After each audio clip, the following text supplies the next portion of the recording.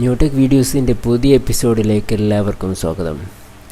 ഇന്നത്തെ special video മൈലാഞ്ചിയെക്കുറിച്ചാണ്. മുടിയും താടിയും കറുപ്പിക്കുന്നതിനേക്കാൾ ഏറ്റവും നല്ലതാണ് മൈലാഞ്ചി ഇടൽ. മൈലാഞ്ചി ഇട്ടതിന് ശേഷം നീലാമരി കൂടി ഇട്ടാൽ മൈലാഞ്ചിയുടെ കളറിനേക്കാൾ കുറച്ചുകൂടി ഇരുണ്ടിയിരിക്കും.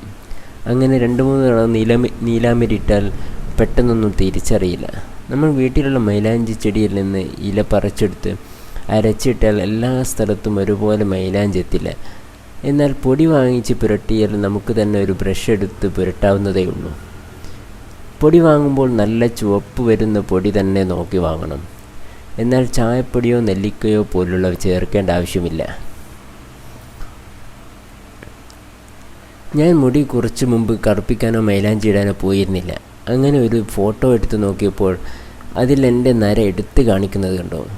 അങ്ങനെയാണ് ഞാൻ മൈലാഞ്ചി ഇടാൻ തുടങ്ങിയത്. ഒരു പാക്ക് ഫാൻസി ഷോപ്പിൽ നിന്നും ഞാനൊരു നല്ലൊരു ബ്രാൻഡ് നെയിമുള്ളൊരു മൈലാഞ്ചിപ്പൊടി വാങ്ങിച്ച് തേച്ചു. എന്നാൽ ഒട്ടും ചുവന്നില്ല ആ മൈലാഞ്ചി. അങ്ങനെ എൻ്റെ ഒരു ബന്ധു വഴി ആണ് ഈ മൈലാഞ്ചിയെക്കുറിച്ച് അറിഞ്ഞതും വാങ്ങിച്ചു തുടങ്ങിയതും. ഇത് നന്നായി ചുവക്കുന്നുണ്ടായിരുന്നു.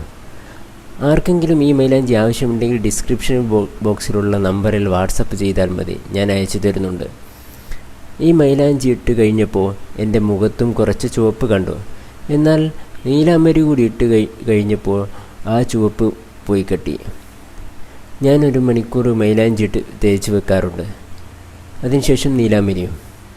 ഇന്നത്തെ ഈ മൈലാഞ്ചി സ്പെഷ്യൽ വീഡിയോ നിങ്ങൾക്ക് ഇഷ്ടപ്പെട്ടാൽ തീർച്ചയായും കമൻറ്റിൽ രേഖപ്പെടുത്തുക. കൂടാതെ സബ്സ്ക്രൈബ് ചെയ്യാൻ മറക്കല്ലേ.